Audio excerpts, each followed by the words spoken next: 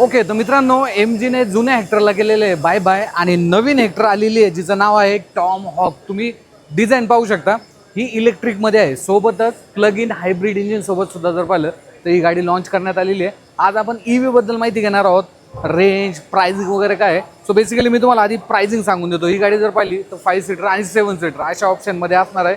7 seater base मॉडेलची जी किंमत आहे ती सुरू होते 19,50,000पासून आणि त्यानंतर मिड जे व्हेरियंट आहे त्याचं 22 लाख. एक्सक्लुसिव्ह 7 सीटरची जी किंमत आहे ती असणार आहे. इसेन्स 5 सीटरची जी किंमत आहे ती असणार आहे 23 लाख रुपये आणि इसेन्स 7 सीटर ज्याची किंमत असणार आहे 23.5 लाख रुपये. ह्या प्राइसिंग मी तुम्हाला एक शोरूम जे आहे त्या सांगत आहे. सो फ्रंट प्रोफाईलमध्ये आपण थोडंसं पाहूया की गाडी ओव्हरऑल जो लुक आहे हा कसा तुम्हाला इथे पाहायला मिळतो. बेसिकली EV गाडी आहे त्यामुळे तुम्हाला फ्रंट जी ग्रिल आहे ही अशी काही इथे पाहायला मिळते.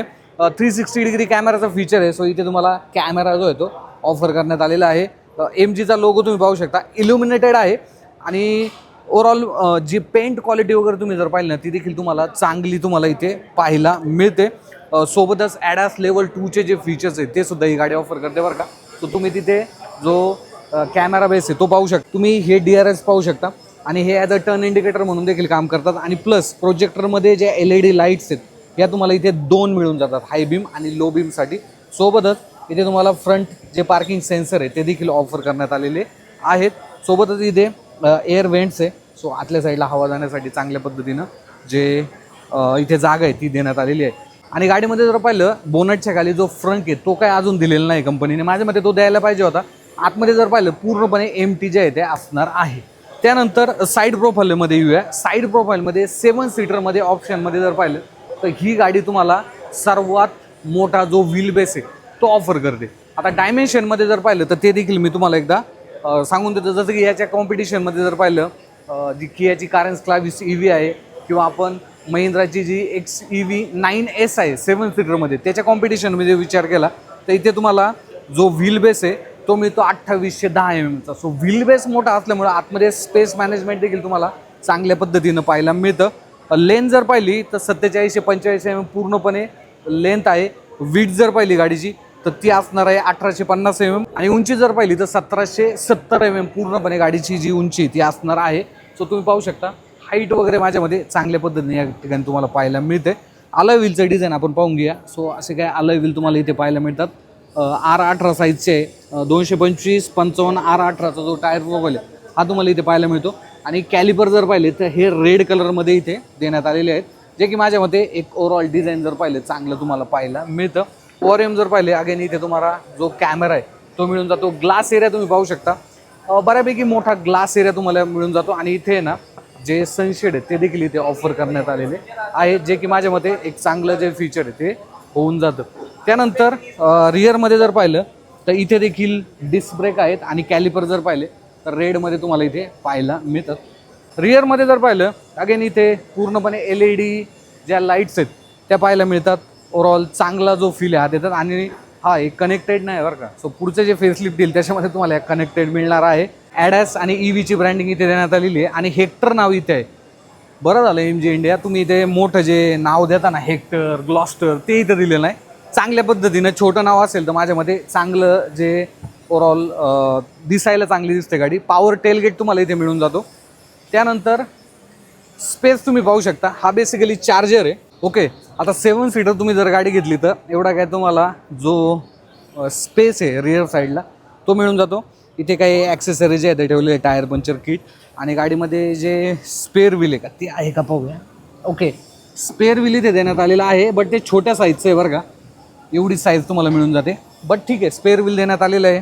रिअर साईडला तुम्हाला जे पार्किंग सेन्सर आहे ते देखील ऑफर करण्यात आलेले आहे. इन केस 5च व्यक्ती तुम्ही ट्रॅव्हल करणार असाल तर अशा वेळेस तुम्ही हे जे सीट आहे हे अशा पद्धतीनं खाली देखील पाडू शकता. सो असं काय बूट स्पेस चांगल्या पद्धतीने युटिलाइज तुम्ही करू शकता. आणि हो, रिअर साईडला तुम्हाला जर पाहिलं तर इथे जे AC वेन्स आहेत थर्ड पॅसेंजरसाठी ते सुद्धा डेडिकेटेड इथे देण्यात आलेले आहेत. बाकी टाईप-C पोर्ट वगैरे तर नाही आहे बट तुम्हाला इथे जे ग्लास होल्डर आहे ते इथे ऑफर करण्यात आलेले आहेत. हेक्टर टॉम हॉकच्या इंटिरियरमध्ये जर पाहिलं तर इथे तुम्हाला एक प्रीमियम फील नक्कीच येणार आहे. तुम्ही स्टेअरिंग व्हील पाहू शकता, एकदम सॉफ्ट टच मटेरियल इथे यूज झालेलं आहे. इथे देखील सॉफ्ट आहे. ओव्हरऑल जी मटेरियल क्वालिटी नाही ही तुम्हाला तिथे जाणवणार आहे की ज्या बजेटमध्ये तुम्ही ही गाडी घेते त्याच्यापेक्षा तुम्हाला जास्त काहीतरी मिळते. त्यानंतर ही एक मोठी स्क्रीन आहे, पाहू शकता. ऑलमोस्ट लॅपटॉपच्या बरोबरीची जी स्क्रीन आहे ही तुम्हाला इथे मिळून जाते. मल्टिपल फीचर्स तुम्हाला याच्यामध्ये मिळून जातात. इथे देखील ड्रायव्हरसाठी जी स्क्रीन आहे ती इथे ऑफर करण्यात आली आहे, ज्याच्यामध्ये तुम्ही मल्टिपल फंक्शन जे आहे ते पाहू शकता. त्यानंतर ड्राईव्ह सिलेक्टर जर पाहिला जो इथे देण्यात आला तुम्ही पाहू शकता RND. त्यानंतर ज्यावेळेस मी रिव्हर्स घेतोय, कॅमेरा क्वालिटी माझ्यामध्ये ठीकठाक या ठिकाणी तुम्हाला पाहायला मिळते. प्लस ट्रान्सपरंट मोड देखील आहे, तुम्ही पाहू शकता गाडीच्या खालच्या साईडला काही आहे की नाही हे देखील तुम्ही इथे पाहू शकता. AC वेन्स इथे आहे. इथे टेम्परेचर जे आहे ते फॅनचा जो स्पीड आहे हा तुम्ही इथनं कंट्रोल करू शकता आणि इथनं टेम्परेचर जे आहे ते सेट करू शकता. इथे तुम्हाला जो वायरलेस चार्जर आहे तो ऑफर करण्यात आलेला आहे. ओके, मी उलटा ठेवला होता फोन. येस, वायरलेस चार्जर तुम्हाला एक साईडला मिळून जातो, दुसऱ्या साईडला वायरलेस चार्जर नसणार आहे. बाकी सेंटर कॉन्सोल तुम्ही पहा, म्हणजे एकदम तो जो फील आहे ना तो फील खरंच भारी आहे. सीट्स वगैरे पाहिले व्हेंटिलेटेड तुम्हाला इथे मिळून जातात. एक्स्ट्रा जो थाई सपोर्ट आहे हा देखील इथे ऑफर करण्यात आलेला आहे. आर्मरेस्ट चांगल्या प्रकारचं जे मटेरियल आहे ते यूज झालेलं आहे. इथे बटन्स आहे. इथे वायपरचे कंट्रोल तुम्हाला पाहायला मिळतात. त्यानंतर हेडलॅम्पचे जे कंट्रोल हे देखील तुम्हाला इथे पाहायला मिळतात.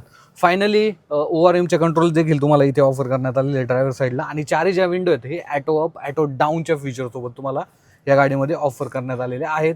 ॲटो डिमिंग IRVM आहे. लाईट जर पाहिलं ह्या तुम्हाला LED या ठिकाणी मिळून जातात. त्यानंतर वाव, किती मोठं आहे तुम्ही पहा बरं, म्हणजे एकदम व्यवस्थित तुम्ही इथे पाहू शकता. जे की माझ्या मते एक हे सुद्धा चांगलं जे फीचर ते क्या बात आहे. ड्रायव्हर साईडसुद्धा तुम्ही जर पाहिला हा मिरर एकदम प्रॉपर आहे. लाईट्स वगैरे इथे ऑफर करण्यात आलेले आहे. सो तो एक प्रीमियमनेस आहे बरं का. म्हणजे ज्या प्राइसिंगमध्ये तुम्ही गाडी घेताय ना तिथे तुम्हाला ते फीचर्स भरपूर मिळतात, जे की माझ्या मते चांगले आहे. अगेन तुम्हाला पॅनोरामिक जो सनरूफ आहे हा इथे ऑफर करण्यात आलेला आहे. लाईट जर पाहिलं ते इथे देण्यात आले, तुम्ही इथे देखील पाहू शकता. इल्युमिनेटेड ज्या लाईट्स आहेत त्या ऑफर करण्यात आलेल्या आहेत. हेडरेस्ट वगैरे जर पाहिले ते देखील चांगल्या क्वालिटीचे तुम्हाला इथे पाहायला मिळतात.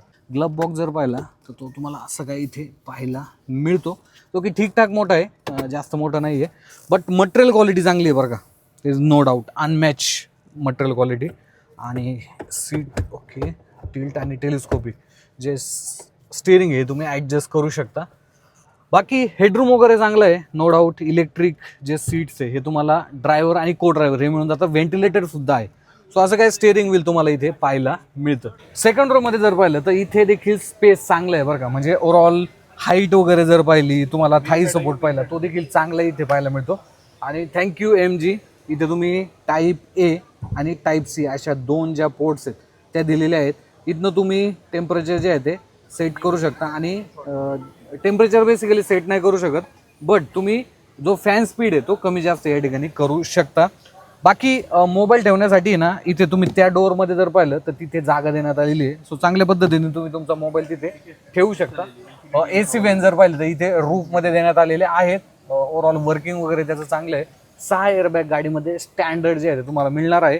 आणि ते मॅगझिन होल्डर वगैरे तुम्हाला इथे ऑफर करण्यात आलेले आहे. खाली जर पाहिलं पूर्णपणे फ्लॅट सरफेस आहे. सो इथे देखील तुम्हाला एक चांगला जो फील आहे तो माझ्या मते येणार आहे. तिन्ही हेडरेस्ट तुम्हाला इथे ॲडजस्टेबल जे आहे ते मिळून जातात. प्लस थर्ड पॅसेंजरसाठी स्वतः मिडलसाठी 3 पॉईंट जो सीट बेल्ट हा इथे ऑफर करण्यात आलेला आहे. आता आपण थर्ड रोमध्ये पाहूया की किती स्पेस आहे. त्याच्या आधी हे जे सीट आहे ना हे पहा तुम्ही, या अशा पद्धतीनं तुम्ही पुढे मागे देखील करू शकता. म्हणजे युटिलिटीच्या हिशोबाने चांगले आहे बरं का. तुम्ही हे सीट जर पाहिलं तर हे देखील अशा पद्धतीनं तुम्ही ॲडजस्ट जे आहे ते करू शकता. आता थर्ड रोमध्ये किती स्पेस आहे तो पाहूया. सो इथे तुम्हाला 1 टच डंबल जे सीट आहे ते मिळून जातं. त्यानंतर तुम्ही थर्ड रोमध्ये जाऊ शकता. थर्ड रोमध्ये माझ्या मते स्पेस जास्त काही नाही आहे, तर ॲडजस्टेबल जे हेडरेस्ट आहे हे तुम्हाला मिळून जातं. बस स्पेस जर पाहिलं स्पेस नाहीच्या बरोबर आहे. थोडंसं हे सीट पुढे घे बरं. आता हे जे सीट आहे ना थोडं पुढे घेतलेलं आहे. सो इथे थोडंसं माझ्या मते कम्फर्टेबल नाही आहे बरं का. माझ्या मते छोटी मुलं जे आहेत ते चांगल्या पद्धतीने बसू शकतात. असं काही स्पेस हा, बट तुम्हाला थर्ड रोसाठी AC वेन्स हा इथे ऑफर करण्यात आलेला आहे. सोबतच कंपनीने बायबॅकची स्कीम सुद्धा या गाडीसोबत दिलेली आहे.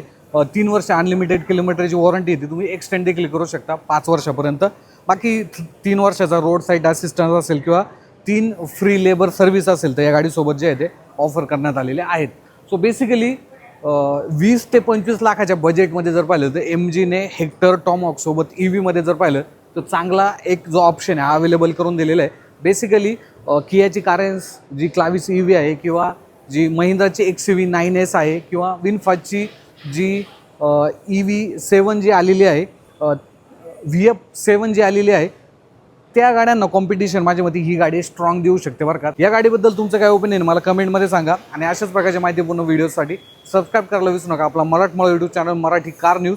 धन्यवाद.